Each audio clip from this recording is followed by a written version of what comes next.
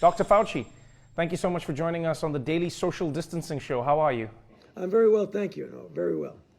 You are an infectious diseases expert who has advised 6 presidents on everything from SARS to Ebola to the HIV epidemic and Zika. What makes coronavirus so different? Well, it's different because, when people used to ask me over the years, what is it that I most worry about with regard to emerging infectious diseases, is a respiratory-borne illness that easily spreads from person to person, but that has a high degree of morbidity and mortality. And unfortunately, that's the worst nightmare you could have, is to have something like that. I mean, there are other diseases. Ebola was frightening, but Ebola gets transmitted only when you're in very close contact with a person who is very, very ill. With this disease, in some respects similar to influenza, but in some respects very different, it spreads very easily. You can even spread it when you're not symptomatic. So it's insidious and treacherous in that you could spread it easily. The other part about it that's really so different from anything that we've ever faced before is that if you look at the mortality of seasonal flu, the thing that you and I go through every season, the mortality is about 0.1%. That's a lot. And we get used to that morbidity and mortality. But the mortality of this is about 10 times that. It's at least 1%. So it's a disease that not only is easily spread, but it can be devastating, particularly for a certain subset of the population. Demographically different. The elderly, those with underlying conditions, heart disease, lung disease, diabetes. It can be very serious for them with a high degree of mortality. Let's talk a little bit about the information in and around corona that's I think getting people confused. I see so many conflicting ideas online, and I guess the horrible byproduct of having social media and the internet is everyone is now an expert and everyone has an opinion. I know this is very basic for you, but just to help everyone be on the same page, how can we catch corona and what are the areas we should be most concerned about? So we know about human-to-human transmission. Most people understand that, but I see people online worried about grocery shopping, touching packages that they receive from Amazon. Do people need to wipe them down? When they're in the grocery store, can they touch other things? How long does coronavirus last in the air? For instance, if you walk into an elevator after somebody else, can coronavirus still be there? What do we need to be on the lookout for as individuals? Okay, there's varied degrees of risk, Trevor, of that in every respect. But the things that are the most common that you really want to latch onto is that sneezing and coughing. When someone is ill, they've got to get themselves out of circulation because they can spread by droplets and even by what we call aerosol, which means the drop doesn't go down right away. It hangs around for a bit. So you could come into a room thinking everything is all right, and then you inhale it.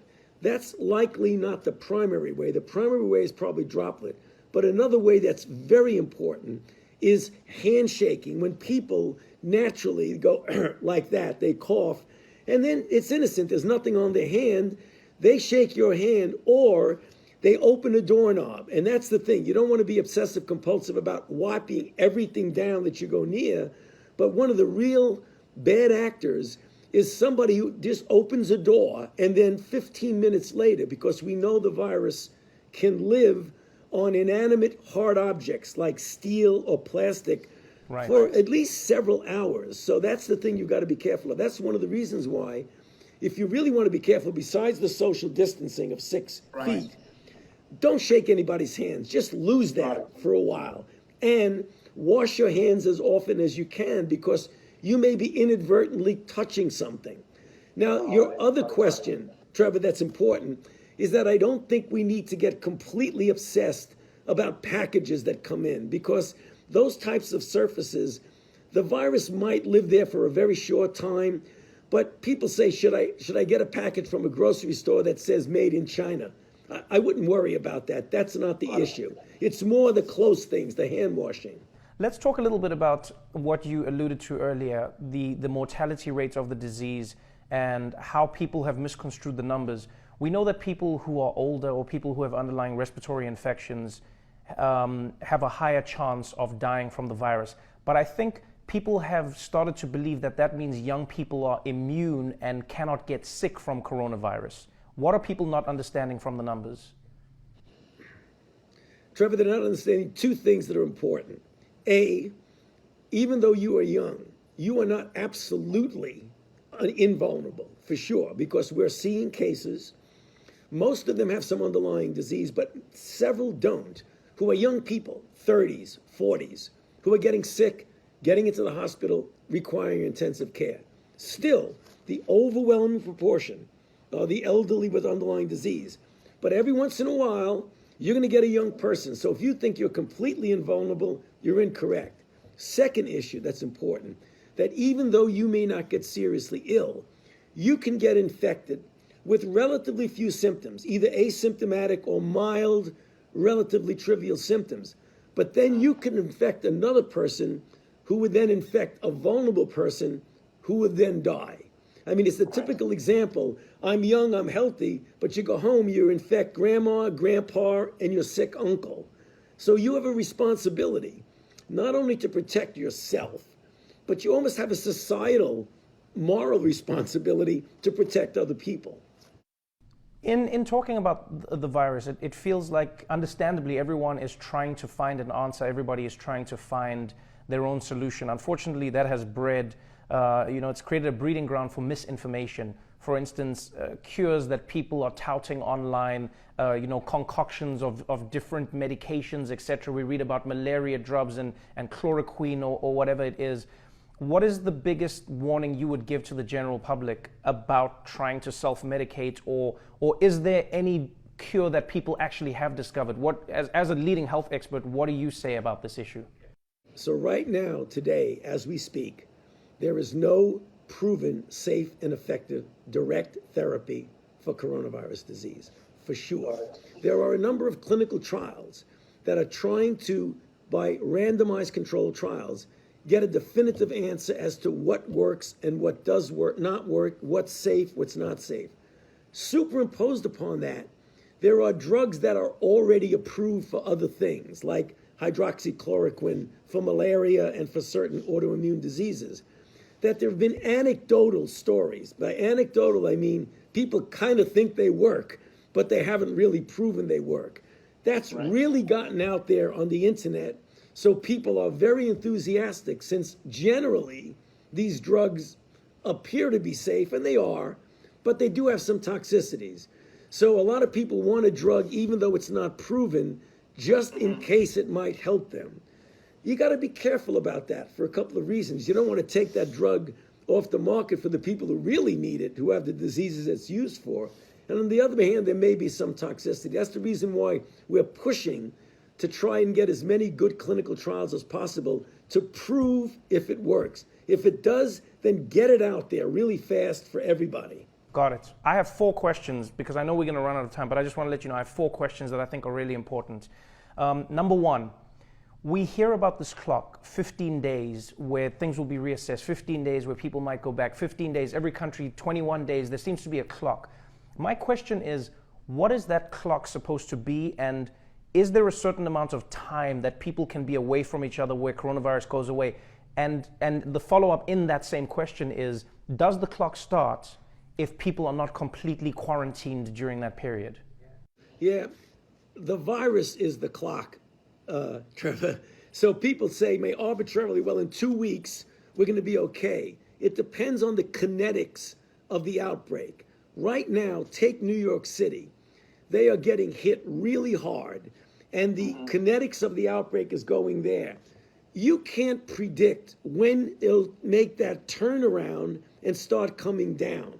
In general, if you look historically at countries that have been through the whole cycle, in China, it was about 8 weeks or so before it went way up and then way down. In Korea, the same thing. So if you look at each individual country, and being a big country as we are here in the United States, we're almost like a lot of little countries. Like New York in itself can be considered a country. California can be considered a country. So it's unpredictable about when you can say this cycle. It's usually measured in several weeks. Sometimes when you're into the cycle, you may only be 2 to 3 weeks away before it starts to turn around. Right. Okay, so then to that point, that's then my second of the 4 questions. Second question is New York City really harder hit, Or is New York's testing making the numbers spike up? And is this something that we're going to see start trending throughout America? Well, there are a couple of good questions right in there. New York is more hardly hit for sure. The nature of the city, the crowding of the city, the fact that you get the beginning of your outbreak when you get influx from other countries. China was the index country that came in.